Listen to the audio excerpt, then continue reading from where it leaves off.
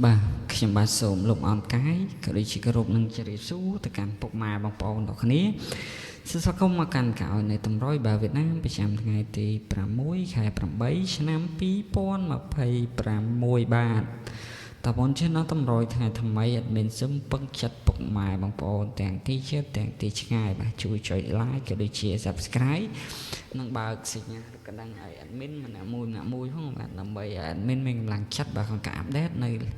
ក្របតម្រុយល្អៗពិសេសជាជូនដល់បងប្អូនគ្នាតោះយើងទៅផ្ទាំងតម្រុយកាពីសាមញ្ញបាទមានអូសរ៉ូក៏ដូចជាអូប៉ែតបាទជឿគឺថាយើងចូលអូសរ៉ូបាទនៅផអាឲ្យត្រេងស្រោ6 08មក04មកឲ្យ8ខុតអត់មានទេបាទហើយក្របធំក៏អត់មានចូលដែរបងប្អូនគ្នាគឺយើងចូលតែអូសរ៉ូទេបាទនៅផអាបាទតែសម្រាប់ម៉ោង6កន្លះវិញបាទម៉ោង6កន្លះអូសារ៉ូក៏ដូចជាអូប៉ែតបាទយើងឃើញថាយើងចូលអូសារ៉ូបាទអូចូលអូប៉ែតនៅប៉ោះអាបាទឲ្យត្រេង8ខុតមក83ហើយចូលក្របធំពុកអស់ចូលជាស្រ័យ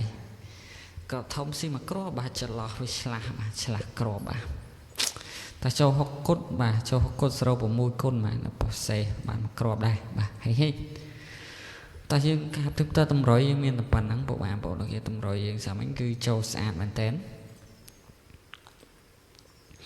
ឡូវយើងទៅមើលតម្រុយថ្ងៃថ្មីបាទថ្ងៃទី6ខែ8ឆ្នាំ2026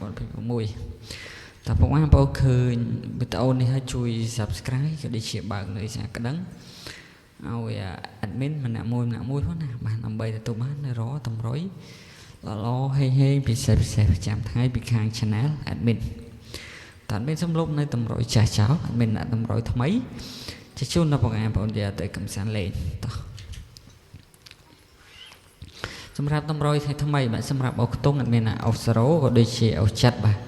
បងប្អូនអាចលេងបានខ្ទង់សរ៉ូក៏ដូចជាខ្ទង់ចាត់ហើយត្រេងសរ៉ូយើងមានសរ៉ូ6 78ជាស្រ័យសរ៉ូ6 78 98បាទ3គ្រាប់ហ្នឹងទេបាទហើយគ្រាប់ធំយើងមាន689និង456គុណតោះហេដល់គ្នាអរគុណច្រើនជ្រាបលាបាយបាយជួបគ្នាវីដេអូក្រោយជាបន្ត